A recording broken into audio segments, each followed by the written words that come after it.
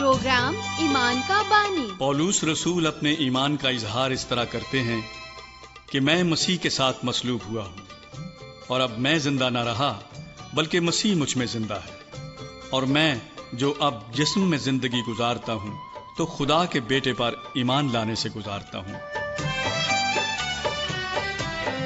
میرے ایمان کا بانی، میری نجات مسیح۔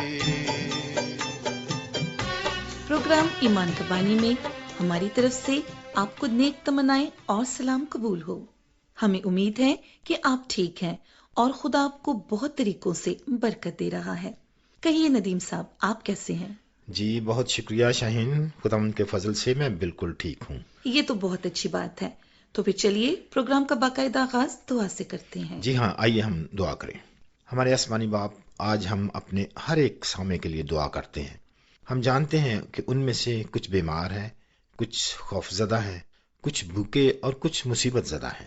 ہم دعا کرتے ہیں کہ تو جو ہمارے بارے میں سب کچھ جانتا ہے، ایک ایک سامع کو برکت دے، اور جس جس کام میں ان کو مدد درکار ہے تو ان کی مدد فرما۔ آمین آمین۔ پیارے ساتھیو، ہم آپ کو ایک دفعہ پھر سے یہ یاد دلانا چاہتے ہیں کہ خدا آپ سے پیار کرتا ہے اور آپ کی مدد کرنا چاہتا ہے۔ خدا آپ کی دعاؤں کو سنتا اور اپنی مرضی کے مطابق ان کا جواب دیتا ہے۔ سو اگر آپ کی زندگی میں مشکلات ہیں اور آج آپ مصیبت کا شکار ہیں، تو آپ کے لیے ہمارا یہ مشورہ ہے کہ آج کے دن آپ زیادہ سے زیادہ دعا کریں۔ خدا آپ کی دعا ضرور سنے گا اور آپ کی مدد کرے گا۔ ندیم، ذرا ہمارے سامعین کو یاد دلا دیں کہ انہوں نے پچھلے پروگرام میں ہمارے ساتھ مل کر کیا سیکھا تھا۔ جی، اگر آپ نے پچھلا پروگرام سنا تھا تو آپ کو یاد ہوگا ہم نے آپ کو خدا کے کلام یعنی بائبل مقدس کے 2 حصوں کے بارے میں بتایا تھا۔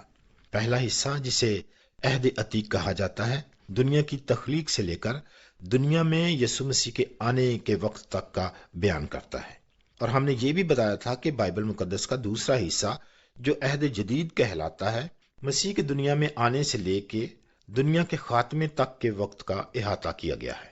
جی، اور ہم نے آپ کو یہ بھی تو بتایا تھا کہ نئے عہد نامے کی پہلی 4 کتابیں یسوع کی ولادت باسعادت، حیات اقدس، وفات، تدفین اور جی اٹھنے کے بارے میں بیان کرتی ہیں۔ ان 4 کتابوں کے نام متی کی انجیل، مرکز کی انجیل، لوکا کی انجیل اور یوحنا کی انجیل ہیں۔ جی شاہین، یہ تو ہوئی پچھلے پروگرام کی بات۔ آج ہم یسوع مسیح کے بارے میں بات کرنا چاہتے ہیں کہ کس طرح یسوع بیت لحم کے چھوٹے سے قصبے میں کنواری مریم سے پیدا ہوا۔ یسوع مسیح کی پیدائش سے کچھ عرصے بعد پورب کے مجوسی جو ایک ستارے کی رہنمائی میں چل رہے تھے، اس جگہ پر پہنچے جہاں یسوع تھا۔ انہوں نے اس کی پرستش کی اور اسے سجدہ کیا اور اسے نذرانے پیش کیے۔ وہ یہ پوچھتے ہوئے آئے کہ یہودیوں کا بادشاہ جو پیدا ہوا ہے وہ کہاں ہے؟ جب ہیرودس بادشاہ نے یہ سنا تو اس نے مسیح کی پیدائش کے بارے میں پیشن گوئیوں کے بارے میں پتہ کروایا، اور اس کو یہ معلوم ہوا کہ مسیح کی پیدائش بیت لحم میں ہوئی ہے۔ بادشاہ ہیرودس اس بات سے خوف زدہ تھا کہ شاید وہ اس کی جگہ بادشاہ بن جائے گا، اس لیے اس نے فیصلہ کیا کہ بیت لحم اور اس کے گرد و نواح کے تمام 2 سال یا اس سے کم عمر کے بچوں کو قتل کروا دے۔ اور یہ ہولناک کام جو ہیرودیس نے کیا، اس کی پیشن گوئی پرانے عہد نامے میں یرمیہ نبی کا صحیفہ اس کا 15واں باب اور اس کی 31ویں آیت میں کی گئی تھی۔ اس کے بارے میں ہم متی اس کا 2 باب اور اس کی 17ویں اور 18ویں آیت میں ہم پڑھتے ہیں۔ اس وقت وہ بات پوری ہوئی جو یرمیہ نبی کی معرفت کہی گئی تھی کہ راما میں آواز سنائی دی، رونا اور بڑا ماتم، راخل اپنے بچوں کو رو رہی ہے اور تسلی قبول نہیں کرتی، اس لیے کہ وہ نہیں ہے۔ جی ہاں شاہین، لیکن ہم یہ بھی بتانا چاہتے ہیں کہ یسوع کو خدا نے قتل ہونے سے محفوظ رکھا، کیونکہ خدا نے یوسف کو خبردار کیا تھا کہ وہ مصر کی طرف بھاگ جائے۔ چنانچہ یوسف مریم اور یسوع کو لے کر مصر کو چلا گیا، اور یہ لوگ ہیرودیس کی موت تک وہیں رہے۔ پھر وہ ناصرت واپس آ گئے جہاں یسوع نے پرورش پائی۔ برائے مہربانی اب ان الفاظ کو غور سے سنیں جو متی کی معرفت لکھی گئی انجیل کے 2 باب کی 19ویں سے لے کر 23ویں آیات میں لکھے گئے ہیں۔ وہ یہ ظاہر کرتے ہیں کہ ناصرت میں رہنا بھی نبوت کی تکمیل ہی تھی۔ شاہین، مہربانی سے اس حوالے کو ہمارے لیے ذرا پڑھ دیں۔ لیکن جب ہیرودیس مر گیا تو دیکھو، خداوند کا ایک فرشتہ مصر میں یوسف کو خواب میں دکھائی دیا اور کہا، اٹھ اس بچے اور اس کی ماں کو لے کر اسرائیل کے ملک میں چلا جا، کیونکہ جو بچے کی جان کے خواہاں تھے وہ مر گئے۔ پس وہ اٹھا اور بچے اور اس کی ماں کو ساتھ لے کر اسرائیل کے ملک میں آ گیا۔ مگر جب سنا کہ ارخلاؤس اپنے باپ ہیرودیس کی جگہ یہودیہ میں بادشاہی کرتا ہے تو وہاں جانے سے ڈرا اور خواب میں ہدایت پا کر گلیل کے علاقہ کو روانہ ہو گیا اور ناصرت نام ایک شہر میں جا بسا، تاکہ جو نبیوں کی معرفت کہا گیا تھا وہ پورا ہو کہ وہ ناصری کہلائے گا۔ عزیز سامعین، برائے کرم یاد رکھیں کہ خدا کے مسیح موعود کے بارے میں بائبل مقدس میں 300 سے زیادہ پیشن گوئیاں ہیں، اور یسوع نے ان میں سے ہر ایک کو پورا کیا۔ اس میں کوئی شک نہیں کہ خدا کا بیٹا یسوع ناصری وعدہ کیا ہوا مسیح تھا۔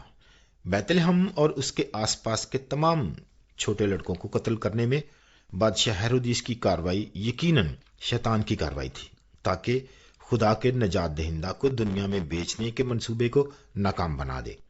لیکن ہم آپ کو ایک بار پھر یاد دلا دیں کہ خدا کے منصوبے کو شیطان یا شریر آدمی بدل نہیں سکتے۔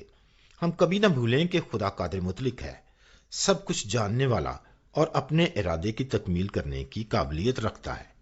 یسوع نے ناصرت میں پرورش پائی، وہ یوسف اور مریم کے ساتھ ہی رہتا تھا اور اپنے زمانے کے دوسرے لڑکوں ہی کی طرح زندگی گزارتا تھا۔ لوکا کی انجیل اس کا 2 باب اور اس کی 40ویں آیت میں یہ بیان ہے، اور وہ لڑکا بڑھتا اور قوت پاتا گیا اور حکمت سے معمور ہوتا گیا اور خدا کا فضل اس پر تھا۔ اور جب یسوع 12 برس کا تھا تو اپنے والدین کے ساتھ عید فصح کے لیے یروشلم کو گیا۔ آپ کو یاد ہوگا کہ عید فصح مصر میں شروع ہوئی جب بنی اسرائیل غلام تھے۔ بنی اسرائیل نے ایک بے عیب برا ذبح کیا اور اس کا خون اپنے گھروں کے دروازوں کے دونوں بازوؤں اور اوپر کی چوکھٹ پر لگایا۔ اس شام موت کا فرشتہ ان کے گھروں کو چھوڑ کر گزر گیا اور ان کی جانیں بچ گئیں۔ انہیں سال بسال فصح کھانے کا کہا گیا تھا تاکہ یہ یاد رکھا جا سکے کہ کس طرح خدا نے ان کی جانیں بخش دیں اور ان کو مصر کی غلامی سے نکال لایا۔ کچھ دن یروشلم میں رہنے کے بعد یسوع کے والدین نے ناصرت کو واپسی کا سفر اختیار کیا۔ وہ اپنے دوستوں اور خاندان کے ساتھ ایک دن کی مسافت چلے اور انہیں پتا چلا کہ یسوع ان کے ساتھ نہیں ہے۔ انہوں نے سوچا کہ شاید وہ دوسرے دوستوں یا رشتہ داروں کے ساتھ ہے، لیکن انہیں پتا چلا کہ وہ ان کے ساتھ بھی نہیں ہے۔ بس وہ یروشلم کو واپس گئے تاکہ اسے ڈھونڈنے کی کوشش کر سکیں، اور انہیں یسوع کو ڈھونڈتے ڈھونڈتے 3 دن لگ گئے تھے۔ اب سنیے کہ لوکا کی انجیل کے 2 باب کی 46ویں سے لے کر 52ویں آیت میں کیا لکھا ہے۔ اور 3 روز کے بعد ایسا ہوا کہ انہوں نے اسے ہیکل میں استادوں کے بیچ میں بیٹھے ان کی سنتے اور ان سے سوال کرتے ہوئے پایا، اور جتنے اس کی سن رہے تھے اس کی سمجھ اور اس کے جوابوں سے دنگ تھے۔ وہ اسے دیکھ کر حیران ہوئے، اور اس کی ماں نے اس سے کہا، تو نے کیوں ہم سے ایسا کیا؟ دیکھ، تیرا باپ اور میں کڑتے ہوئے تجھے ڈھونڈتے تھے۔ اس نے ان سے کہا، تم مجھے کیوں ڈھونڈتے تھے؟ کیا تم کو معلوم نہ تھا کہ مجھے اپنے باپ کے ہاں ہونا ضرور ہے؟ مگر جو بات اس نے ان سے کہی اسے وہ نہ سمجھے، اور وہ ان کے ساتھ روانہ ہو کر ناصرت میں آیا اور ان کے تابع رہا۔ اور اس کی ماں نے یہ سب باتیں اپنے دل میں رکھیں، اور یسوع حکمت اور قد و قامت میں اور خدا کی اور انسان کی مقبولیت میں ترقی کرتا گیا۔ پیارے سامعین، یسوع اب تک جینے والے کسی بھی دوسرے شخص سے مختلف تھا۔ اس کا کوئی زمینی باپ نہیں تھا، بلکہ خدا خود اس کا باپ تھا، اور 12 سال کی عمر میں یسوع خدا کے بارے میں بہت علم رکھتا تھا اور اس قابل تھا کہ خدا کے بارے میں گہرے سوالات پوچھ سکے اور ان کا جواب دے سکے۔ یہ اسی لیے ممکن تھا کیونکہ وہ خدا کا بیٹا تھا۔ جی ہاں میرے عزیزو، میں جانتا ہوں کہ یہ بات آپ کے لیے سمجھنا کچھ مشکل ہے کہ یسوع کس طرح ایک ہی وقت میں خدا اور انسان ہو سکتا ہے، اور یہ ایک ایسی بات ہے جو کوئی بھی انسانی حکمت سے مکمل طور پر نہیں سمجھ سکتا، لیکن یہ وہ بات ہے جو خدا نے اس کے بارے میں اپنے کلام میں ہم پر ظاہر کی۔ اور اگرچہ ہم سب کچھ نہیں سمجھ سکتے، ہم اپنے دلوں میں یہ جانتے ہیں کہ یہی سچائی ہے۔ آئیے دوبارہ ان الفاظ کو پڑھتے ہیں جو یوحنا رسول کی معرفت لکھی گئی انجیل کے 3 باب کی 16ویں آیت میں ہمیں ملتے ہیں، اور وہ یوں ہیں، کیونکہ خدا نے دنیا سے ایسی محبت رکھی کہ اس نے اپنا اکلوتا بیٹا بخش دیا تاکہ جو کوئی اس پر ایمان لائے ہلاک نہ ہو بلکہ ہمیشہ کی زندگی پائے۔ کیونکہ خدا نے بیٹے کو دنیا میں اس لیے نہیں بھیجا کہ دنیا پر سزا کا حکم کرے، بلکہ اس لیے کہ دنیا اس کے وسیلے سے نجات پائے۔ عزیز سامعین، جیسے کہ نبوت کی گئی تھی، یسوع بیت لحم میں پیدا ہوا۔ وہ نبوت کے مطابق ایک کنواری سے پیدا ہوا۔ خدا نے ایک ستارے کے ذریعے مشرق سے آنے والے مجوسیوں کی رہنمائی کی جو انہیں یسوع تک لے آیا۔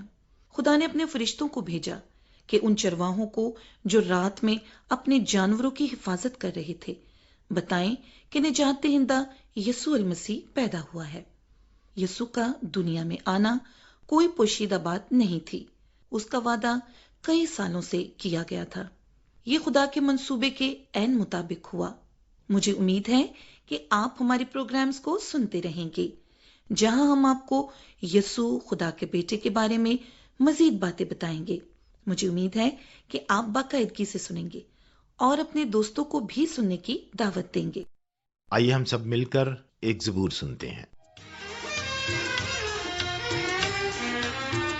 مضبوط میرا دل ہے، مضبوط میرا دل ہے، شوقت نال گاواں تعریف اپنے رب دی، تعریف اپنے رب دی، تے حمد میں سناواں، مضبوط میرا دل ہے۔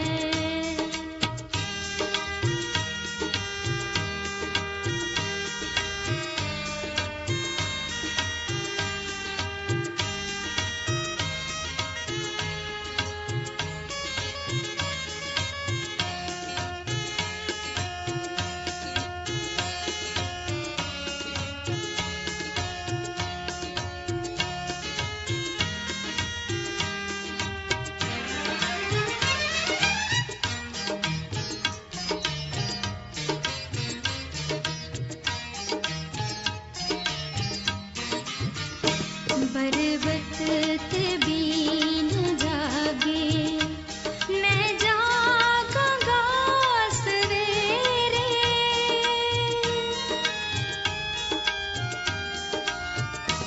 بربت بین جاگے میں جاگاں گا سویرے، قوماں تے امتاں وچ، قوماں تے امتاں وچ، شکرانے گاواں تیرے، مضبوط میرا دل ہے۔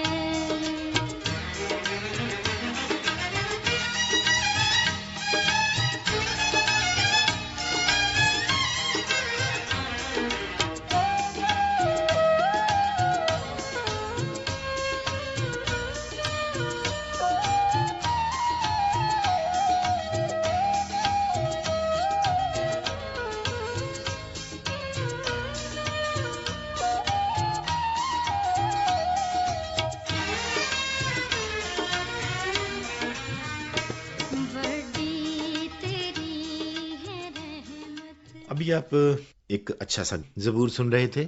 ہمیں امید ہے کہ آج کا پروگرام بھی آپ کو پسند آیا ہوگا۔ خط لکھنے کے لیے ہمارا پتہ نوٹ کر لیں۔ پروگرام ایمان کا بانی، پوسٹ باکس نمبر 117، فیصل آباد۔ اور SMS اور فون کال کرنے کے لیے ہمارا نمبر ہے 0333 48 25 963، 0333 4825 963۔ ہمارا واٹس ایپ نمبر ہے 0305 33 77 310، 0305 3377 310۔ تو سامعین، آج کے پروگرام کا وقت ختم ہوا جاتا ہے۔ اگلے پروگرام تک کے لیے شاہین اور ندیم کو اجازت دیجیے۔ خدا حافظ۔